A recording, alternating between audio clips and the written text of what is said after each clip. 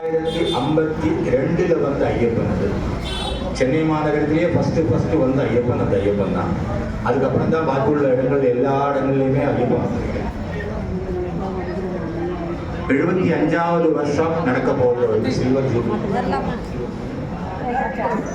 Platinum jubilee நடக்க போகுது. 75வது வருஷம் இந்த வருஷம். இதுல என்ன பியூட்டி கேட்டா, ஹெச்ஆர்என்சி கண்ட்ரோல்ல இருக்கிற கோவில் அது. எல்லாருக்கும் தெரியும் ஹெச்ஆர்என்சி கண்ட்ரோல்ல கோவில் எப்படி நடக்கும்.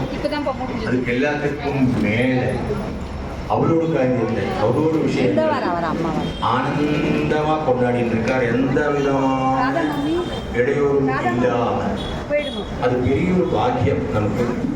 அதனால நீங்கள் எந்த நாலு நேரங்களில் சனிக்கிழமை அந்த சன்னிதானத்தில் நாம சங்கீர்த்தனை நடைபெறுறது. வருஷத்துல 2 ராதாக தியானம் பண்றோம். எல்லாவற்றைக்கு ஜனவரி 8ஆம் தேதியிலிருந்து 15ஆம் தேதி வரைக்கும் மிக விமர்சையாக சபரிமலையில ஜோதி என்னைக்கோ அன்னைக்கு ஜோதி. சபரிமலையில ஓணம் என்னைக்கோ அன்னைக்கு இங்க ஓணம். அதாவது சபரிமலையோட சாநித்தியம் இந்த சன்னிதானத்தில் இருக்கின்றது. கண்கண்ட பலன்கள்.